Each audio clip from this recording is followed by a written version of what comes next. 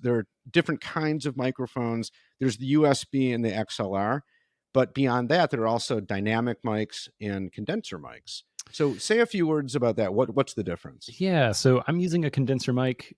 Probably not the best. Right in front of me, I have 3 glorious screens because I need to look at a bunch of stuff for some reason. Screens reflect, everything you say because I'm speaking right at them, and that audio then comes right back. The thing is that your microphone is going to pick up all of it, especially if it's a condenser because it's more sensitive. And it has a larger space that it's picking up noise, right? Yep. I also just have like this wall right here, a wall back there, a bunch of bare walls that are great for reverberating sound.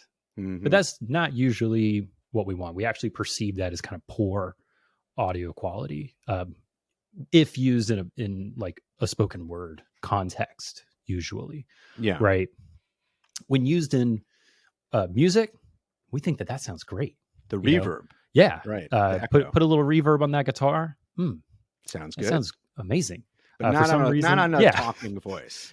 For some reason, we're just like, wow, that sounds terrible if it's in spoken word. So, quick anecdote there. Like several years ago when I was producing segments for a public radio show, I knew a lot less about recording and all that stuff. And I remember having read that John Lennon and Paul McCartney, when they were in their very early days, before the Beatles became a thing, that they would practice in Paul McCartney's at his house in the bathroom because it just had like cool acoustics and that bouncy echo and stuff. So I remember I deliberately recorded a segment one time in the bathroom in my house because I'm like, oh, well, if it worked for them, it'll probably work for me. And I produced a segment and sent it to the producer, and she was like, what are you doing? Ooh. Like this sounds horrible. And I was like, oh, well, Paul McCartney, John Lennon. It's like, no. That's actually hilarious. Yeah, we should do our next podcast both in our bathrooms. Just to see how good that sounds. Yeah. I will say this, though, in a similar way. One way to fight that, if, let's say, you're trying to start a podcast, but you have no budget for a good microphone or anything like that, or, you've been given a condenser microphone and you are just, really struggling with the reverb, hop in your closet. If it's an audio only show, hop in that closet, close the door. All those clothes will absorb all of the reverb. I've done that. Yeah. One pro tip, make sure it does not lock from like the outside. I recorded in a closet. It was very strange. Way. If you were in it and you closed, it would lock from the outside. And I was always very careful to leave. I don't know. It was an old house. It made no sense. It was the only place in the house to record. And I was always very careful to leave the door slightly ajar. Sure. Right? But one time I wasn't careful enough and it locked, and I finished my recording and I turned around and I was locked in the closet and nobody was home.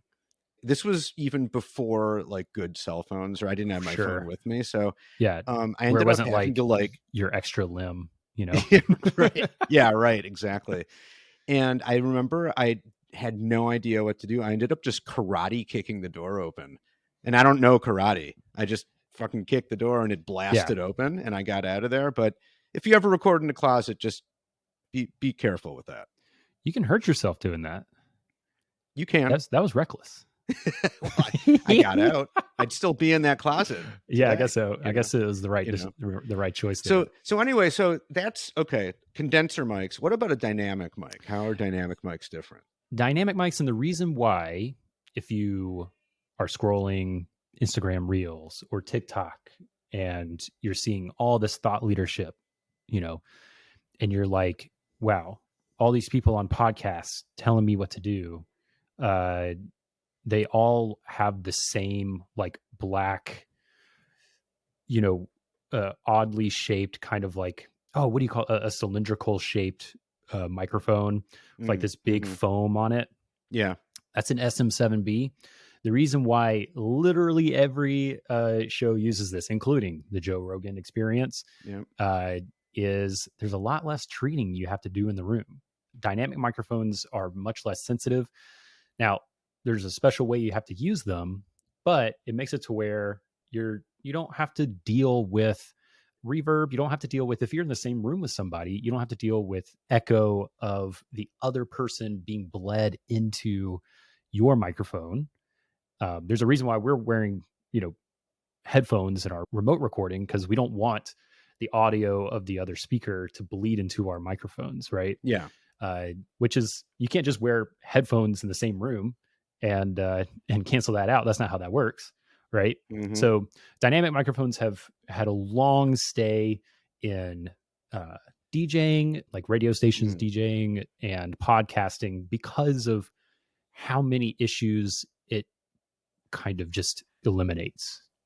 Right. So if you're not like in a professional recording space, right, with all that stuff on the wall, and there's, like, as you said, the sound bouncing all around, these kind of mics I'm using, I had been using a condenser mic, switched to a dynamic mic, and it really does a good job of that. You have to crank the gain up pretty high and get right up close to the mic, but that's the whole point, that it's just capturing just what's right in front of it, and all kinds of other ambient noise. It's not going to seep in, even if you can hear it. The mic probably won't pick it up. Exactly.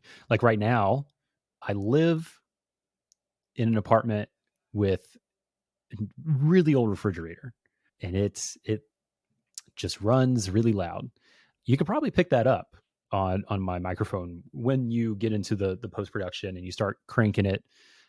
You'll notice that there's this kind of like rumbling in the background, and you'll probably have to run something to kind of cut it out. But if you were recording in this space, you probably wouldn't have to, because that microphone would probably not pick it up at all.